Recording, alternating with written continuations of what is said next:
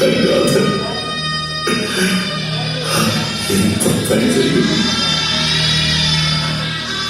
ఈ పుత్రశోక పరంపర భరించలేకుండా అక్కడ రామ బిడ్డపోయిన దుఃఖాన్ని ఇలా తట్టుకుంటూ నిలుండు. కర్తవ్యం, ఆ కర్తవ్యం నన్ను కార్యోన్ముఖుడవై కథనపడుతుంది. నా బిడ్డల త్యాగాలను వృధా కాను.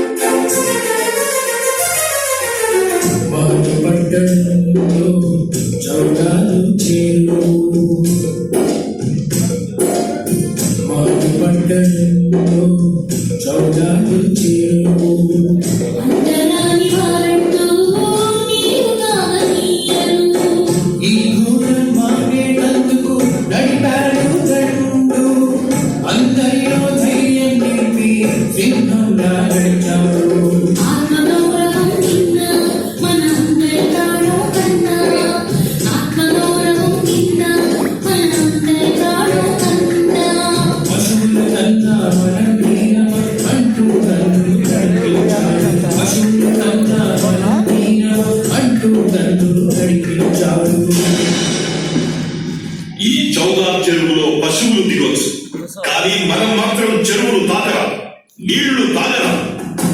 మనం పశువుల కన్నా హీనమా? సవర్ణుల ఆగడాలకు స్వస్తి చెబుతాం. రండి సోదరులా, చెరువులోకి దిగండి, నీళ్లు తాగండి, రండి రండి.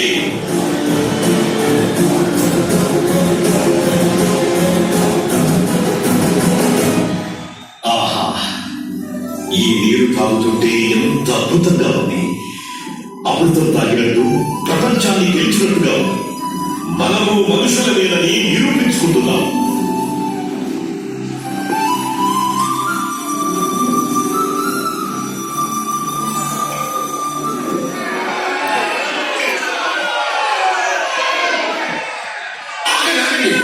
ఏమిటి దౌర్జన్యం?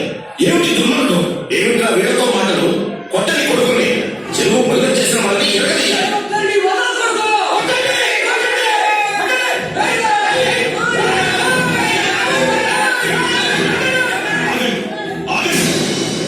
ఈ రోజు మాపై దాడి చేశామని విరోధించు. ఆగండి ఆగండి, మనం ఎక్కడ రుచి చూపించాం. బుద్ధొస్తుంది కొడుకులకి.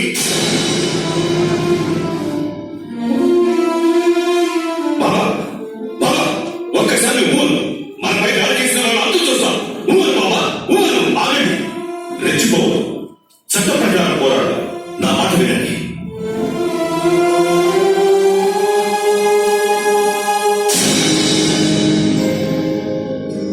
చారిత్రాత్మకమైన ఈ మహత్ పోరాటం అనంతరం దాడి చేసిన సవర్ణుల మీద కేసు నడిచింది. 5గురికి 4 నెలల కఠిన కారాగార శిక్ష పడింది. మనం నీళ్లు తాగిన తరువాత వాళ్ళు గోమూత్రం, ఆవు పేడతో చౌదార్ చెరువును శుద్ధి చేశారు. వాళ్ళ నోటికి మధ్య మనం గొడ్డు మాంసం తింటామట, మనల్ని తాకరాదట. అంటరాని వాళ్ళు అంటూ నిరంతరం అవమానిస్తాము ఈ మనువాళ్ళు. అసలు అంటరాని వాళ్ళంటే ఎవరు తెలుసా? చెబుతారు. ఎక్కడి నుంచో ఈ దేశానికి వచ్చి దాడి చేసి ఆక్రమించుకున్న వాళ్ళు ఆర్యులు. ఆ దాడిని ఎదుర్కొని ఈ దేశం కోసం పోరాడిన వారు ఇక్కడి మూలవంశం. ఆక్రమించుకున్న వాళ్ళు దేవతలుగా, ఎదిరించిన వాళ్లను రాక్షసులుగా మార్చేశారు. తిరగబడ్డ వాళ్లను ఊరి నుంచి తరిమివేసి పంచములు అని పచ్చబొట్టు వేశారు. దౌర్జన్యంగా వారికి నీచ వృత్తులు అంటగట్టారు. చదువుకు, జ్ఞానానికి వేల సంవత్సరాలు దూరం చేసి అంతరాని వాళ్ళు అంటూ ఎటూ కదలకుండా ఒళ్లంతా వేకులు కొట్టారు. లొంగిన వాళ్లను కలిపేస్తున్నారు. అధికారం, ఆధిపత్యంలో భాగం చేస్తున్నారు. ఈ దేశ రక్షణకు బలైన వాళ్లే మనువాదుల దృష్టిలో అంతరాని వాళ్ళు. ఏం దుర్మార్గం! దక్షిణాఫ్రికాలో తమకు జరిగే అవమానాలు గ్రహించే భారతీయులు స్వదేశంలో చేస్తున్నదే. ఈ సవర్ణులు మనల్ని అర్థం చేసుకోరు. మనల్ని అంతరాని వారిగా చూస్తే జరిగే ప్రమాదం ఏమిటో వాళ్ళకి తెలిసేలా చెయ్యాలి. యుద్ధానికి సిద్ధమైతే తప్ప మన హక్కులు మనం పొందలేం. మనం ఇప్పుడు సాంఘిక, రాజకీయ హక్కుల కోసం పోరాడాలి. బ్రతిమిలాడితే ఏ హక్కులు రావు. అవి పోరాడి సాధించాల్సిందే. నోరు లేని మేకల్ని బలిస్తారు, సింహాలను బలివ్వరు. గుర్తుంచుకోండి.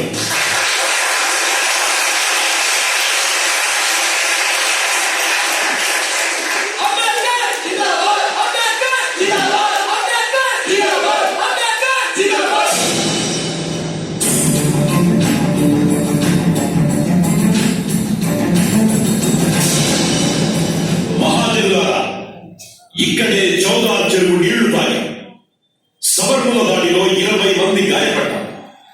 మనపై దాడి చేసిన వాళ్ళకి శిక్ష పడ్డా వాళ్లలో ఏ మార్పు రాలేదు.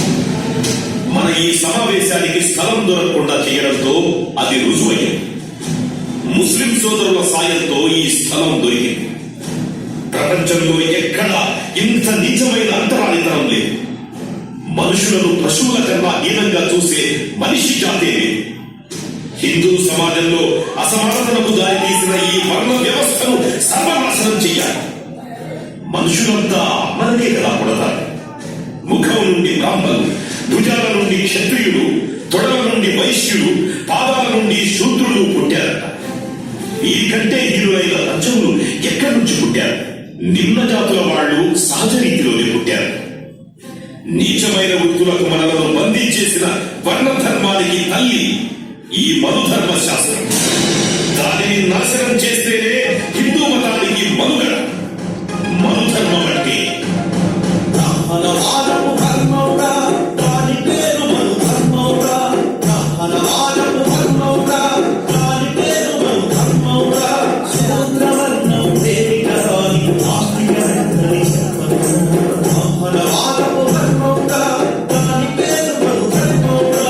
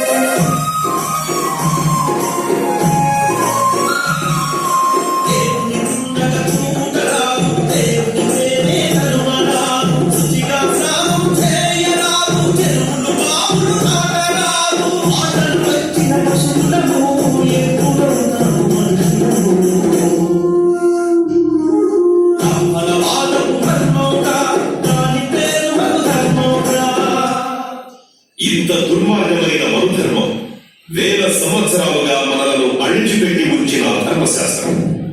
దీనిని అగ్నికి ఆహుతి చేయాలి. కేవలం కాగితాల్ని తగలబెడితే మనుధర్మం నాశనం కాదు.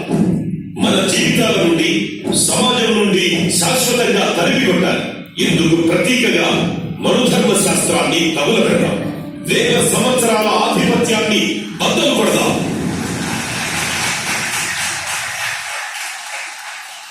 దేశంలో ప్రజలందరికీ అన్నింటిలోనూ సమాన హక్కులుండాలి.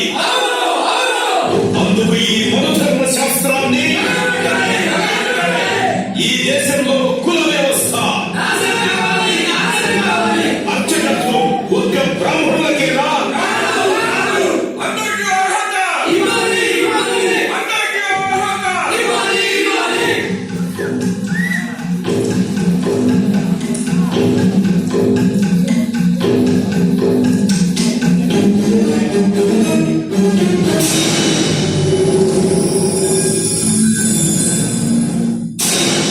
దేశం మొత్తం నిమ్న జాతుల ఉద్యమ ప్రభంజనం పెద్ద ఎత్తున వీస్తోంది. చెరువుల్లో నీటి హక్కుతో పాటు దళితుల ఆలయ ప్రవేశానికై పెద్ద ఎత్తున సత్యాగ్రహాలు. రత్నగిరి, కార్వార్, అమరావతి, మున్షీగంజ్, ఖల్నా, బెంగాల్ వంటి చోట్ల పెద్ద ఎత్తున సత్యాగ్రహాలు జరుగుతున్నాయి. ఇప్పుడు నాసిక్ లో కాలారాం ఆలయ ప్రవేశానికి సత్యాగ్రహం ప్రారంభమై నెల రోజులైంది.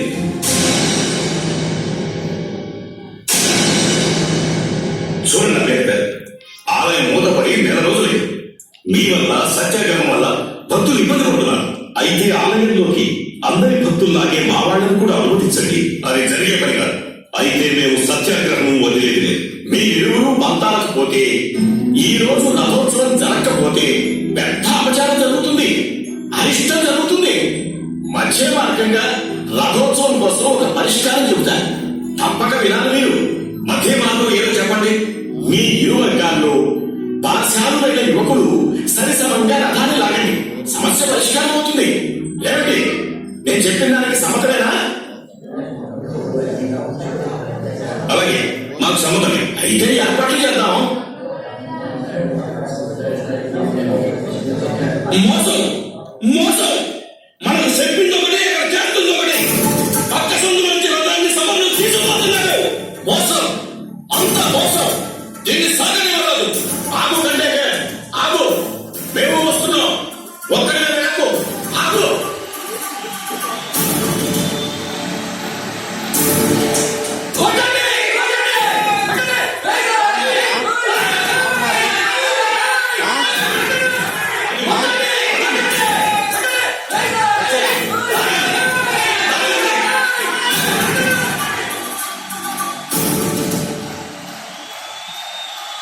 సవర్ణులు మోసం చేశారు. ఈ ఉద్యమం ఆగేది లేదు. మనలను రానిపై ఆలయం ఎలా తెలుస్తారో చూద్దాం. గాయపడ్డ వాళ్ళని ముందు హాస్పిటల్కి తరలించండి.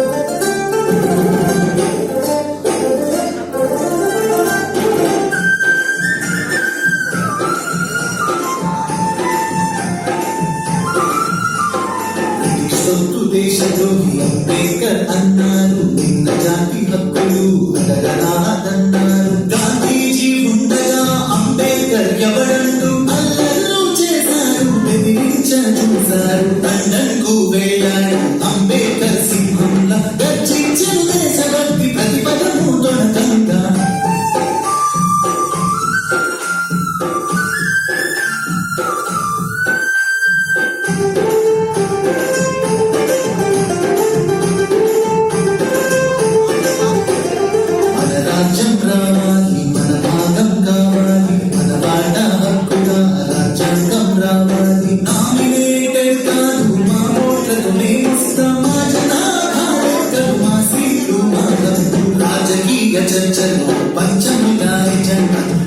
జరిగే మొదటిసారి అంబేద్కర్ సాక్షిగా దేశమంటే ప్రజలే నీవి ప్రజలను కామా దేశ స్వేచ్ఛతోనే మా విముక్తి సాధ్యమంటూ దేశ స్వేచ్ఛతోనే మా విముక్తి సాధ్యమంటూ రౌండ్ టేబుల్ మీటింగ్ లండన్ లో జరిగింది రాజ్యాంగ ప్రణాళిక చర్చ బాగా సాగింది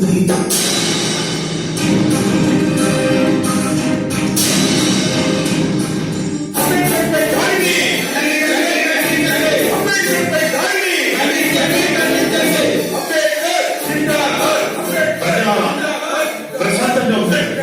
ప్రశాంతంగా ఉండండి. కోర్టులో కాంగ్రెస్ చేసిన దాన్ని మనం తేలిగ్గా తీసుకోం. ఆ అల్లర్లపై విచారణ కోసం డిమాండ్ చేయాలి. మీరు దయచేసి కాస్త ప్రశాంతంగా ఉండండి. కూర్చోండి. రమా, కోర్టు దాకా వచ్చిన నీ భర్త ఇంటికి రారా ఏమిటి? ఇంత ఎండలో పడొచ్చి గంటల తరబడి మంటెండలో నిలబడి ఎందుకు చెప్పి ఈ ప్రయాస? పైన అనుభవం పెట్టి ఊపిరాడకుండా ఉండండి పెద్దలారా, మంచినీళ్ళు తెస్తాను. కోర్టు దగ్గర అల్లరి చూసి చాలా భయపడ్డాం అంబేద్కర్. మూకుమ్మడిగా దోసుకురావడం, రాళ్ళు విసరడం, తోపులాట తొక్కిసలాటం. అబ్బబ్బా, ఆ జాతీయ కాంగ్రెస్ వాళ్ళకి ఎంతకి తెగించారు? చూడు అంబేద్కర్, అమెరికా కొలంబియా యూనివర్సిటీలో పిహెచ్డి డాక్టరేట్ పూర్తి చేశావు. గొప్ప లాయర్గా భారత్లో కూడా పూర్తి చేశావు. నువ్వు తలుచుకుంటే అక్కడ వేలు లక్షలు సంపాదించగలవు. మహారాజులుగా కుటుంబాన్ని పోషించుకోగలవు. మరి ఇక్కడ వాళ్ళ మీరు ప్రకటించడం లేదు. ఆ రాళ్ళకి ఏమన్నా ఏం మాట్లాడుతున్నారు? నేను అమెరికా వెళ్ళినా లండన్ వెళ్ళినా నా కోసమో నా పళ్ళెంలో పిడికెడు వెతుకుల కోసమో కాదు.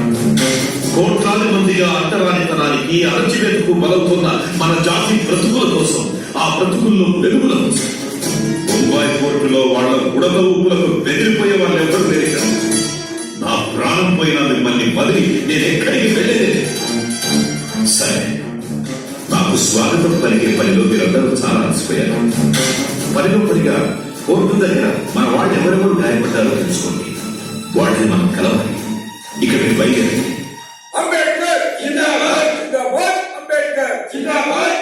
రమా, నా మాట అంటే నీకేమాత్రం లెక్కలోకి రావడం లేదు. లెక్కలు డొక్కలు తర్వాత చూసుకుందరు కానీ త్వరగా స్నానం చేసి రండి, భోజనం పట్టిస్తాను. రమా, ఒక్క నిమిషం ఆగు.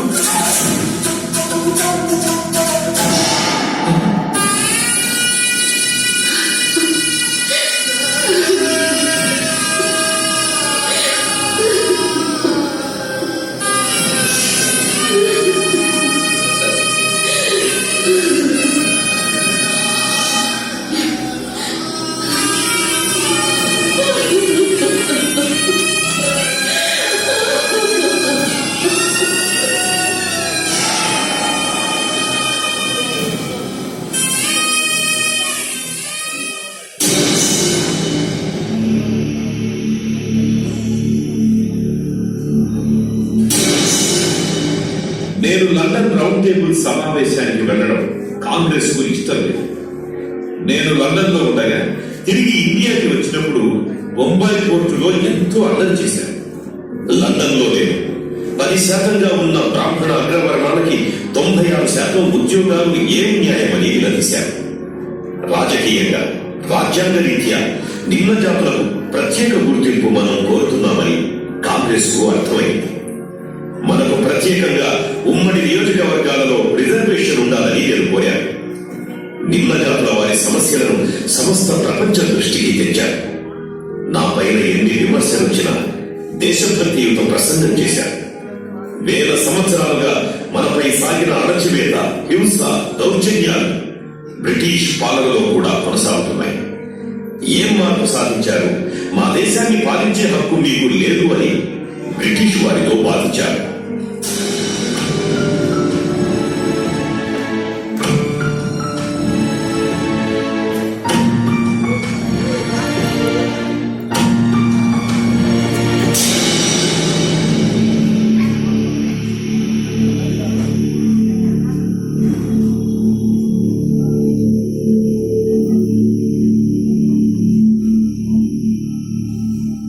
ఎలా ఉన్నాను అంబేద్కర్?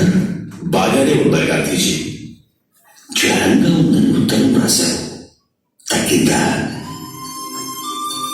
నీరసంగా కనిపిస్తున్నావు. తగ్గింది, కానీ ఏదో కొంచెం నల్లగా. నా పైన కాంగ్రెస్ పైన నీకేవో అభిప్రాయాలు ఉన్నట్టు విన్నాను. నా స్కూలు రోజుల నుండి అంటరానితనం మీద పోరాటం చేస్తూనే ఉన్నాను. కాంగ్రెస్ దీన్ని మత దృష్టితో తోసివేస్తున్నది. అంటరానితనం రాజకీయ సమస్య కాదు, అయినా నేను దీనికి ప్రాధాన్యత ఇస్తున్నాను.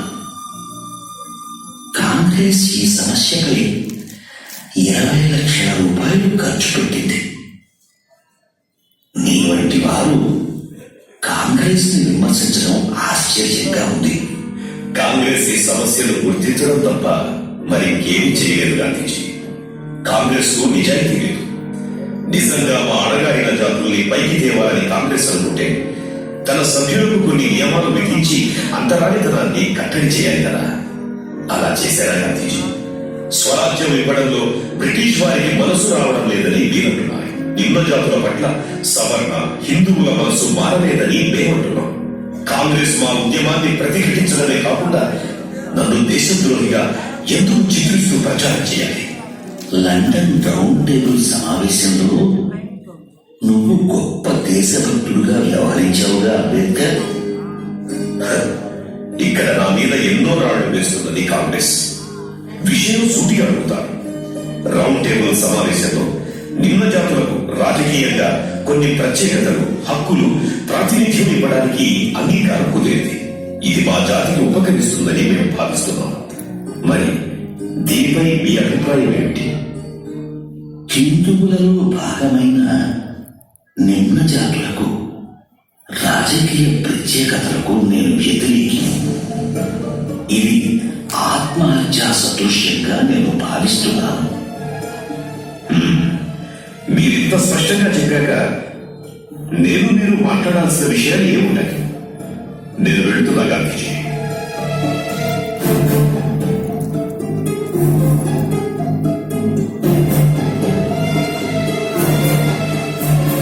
ఎవరయ్యా ఇతను ఎంత పట్టుదలగా మాట్లాడాడు? ఆయన ఒక హరిజన నాయకుడు, మహర్కులస్తుడు.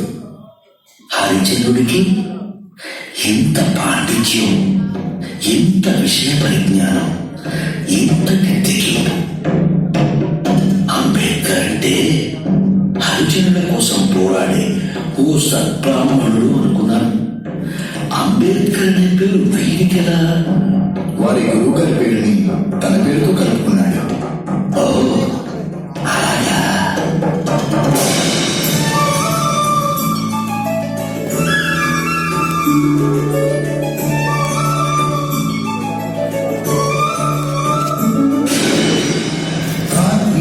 అంబేద్కర్ ఎవరికి ఎవరు తీసుకోరు, లక్ష్యాలంటే ఒక్కరు ఎప్పుడు వదులుకోరు. నిమ్న జాతులకు ప్రత్యేక స్థానాన్ని అంబేద్కర్ పట్టుకట్టు అట్టుదలకు పోయాడు గాంధీజీ. పరిణామాలు ఒకటొకటి పోతున్నాయి ఘర్షణతోని. గాంధీ అంబేద్కర్ ఎవరికి ఎవరు తీసుకోరు.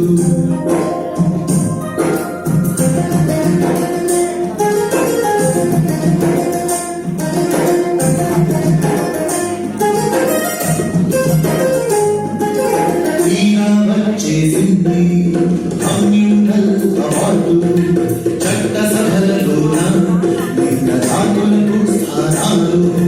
పట్టుదలకు పోయి గాంధీ పట్టెను నిరసన దీక్ష. అంబేద్కర్ ముందుంచాడు కఠినమైన పరీక్ష.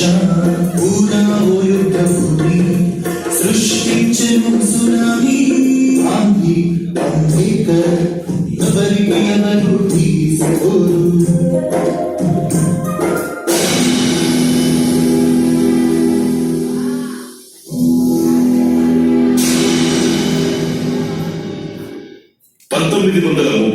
ఆగస్టు నెలలో బ్రిటిష్ ప్రధానమంత్రి Ram Sevak Donald communal award ప్రకటన చేశాడు. నిమ్న జాతులకు రాష్ట్ర శాసనసభల్లో ప్రత్యేక స్థానాలు లభించాయి. తమ వారి ప్రతినిధుల ఎన్నికకు ఒక ఓటు, జనరల్ అభ్యర్థిని ఎన్నుకునేందుకు ఒక ఓటు, నిమ్న జాతులకు 2 ఓట్లు వేసే హక్కు లభించింది. ఇది హైందవ సమాజంపై తప్పక ప్రభావం చూపిస్తుంది. నేను ఈ కమ్యూనల్ అవార్డును సమ్మతించను. హరిజనులు హిందూ సమాజంలో భాగం. వారిని వేరు చేయటం, హిందూ సమాజాన్ని నాశనం చేయటం. వెంటనే బ్రిటిష్ ప్రధానికి టెలిగ్రాములు నా నుంచి, కాంగ్రెస్ శ్రేణుల నుంచి పెద్ద ఎత్తున పంపండి.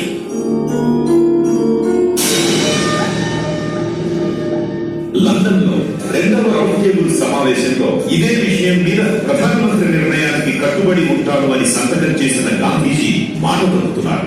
బ్రిటిష్ వాళ్ళు మనకిచ్చిన హక్కులు కూడా దక్కనీయకుండా చేయడానికి పూనుకున్నారు. గాంధీజీ కూడా జైల్లో కమ్యూనల్ అవార్డుకు వ్యతిరేకంగా ఆమరణ నిరాహార దీక్ష పూనుకున్నాడు. అంబేద్కర్ మన హక్కులకు వ్యతిరేకంగా తన ప్రాణాలను గాంధీజీ ఫలంగా పెడుతున్నాడన్నమాట. గాంధీజీ ఆమరణ నిరాహార దీక్షతో దేశం మొత్తం గగ్గోలు పెట్టింది. నన్ను హంతకునిగా చూస్తోంది. అంబేద్కర్ తన ధోరణి మార్చుకుని గాంధీజీ ప్రాణాలు కాపాడాలని ఒత్తిడి మొదలుపెట్టింది కాంగ్రెస్.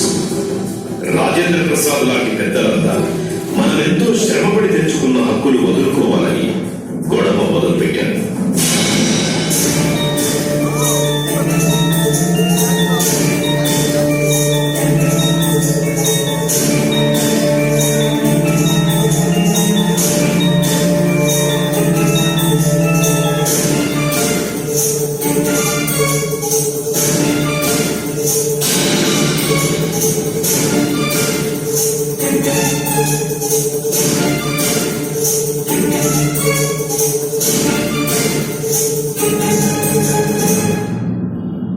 గాంధీజీ, మీరు మా పట్ల ఎప్పుడూ నిర్దయంగానే ఉన్నారు. నేను ఎప్పుడూ అలాగే కనిపిస్తాను. నా పరిస్థితి అలాంటిది.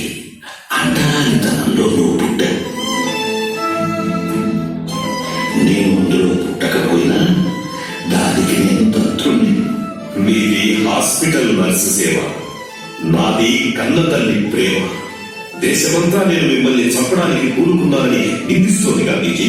ఇదంతా మీరు ఈ నిరాహార దీక్షకు పూనుకొని మమ్మల్ని, మా హక్కుల్ని గుర్తించకపోవడం వల్లే.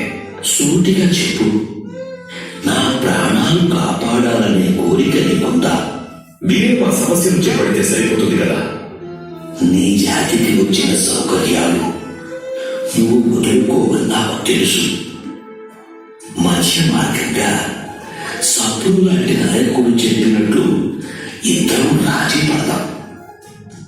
అణగారిన జాతుల ఒక్కొక్క సీటుకు 3కి తక్కువ కాకుండా అభ్యర్థుల జాబితా తయారు చేయాలి. సవర్ణ హిందువులు, నిమ్న జాతులు కలిసి అందులో ఒకరిని చేరుకుంటారు. సరేనా అంబేద్కర్?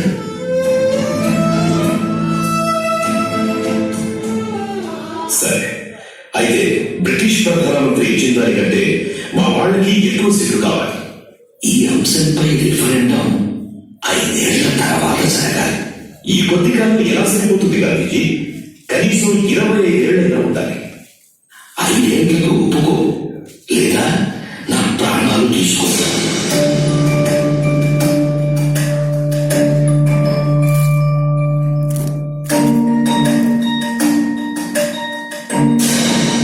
గాంధీ సతీమణి కస్తూర్బాజీ నన్ను బ్రతిలాడారు. కొడుకు రామ్దాస్ గాంధీ తన తండ్రి ప్రాణాలను కాపాడాలి, రెఫరెండంపై పట్టుబట్టవద్దని కన్నీళ్లతో వేడుకున్నాడు. అటు చూస్తే గాంధీజీ మూర్ఖంగా వ్యవహరిస్తున్నాడు. ఆరోగ్యం క్షీణించింది. ఇటు నిమ్న జాతి హక్కులు, అటు గాంధీజీ ప్రాణం.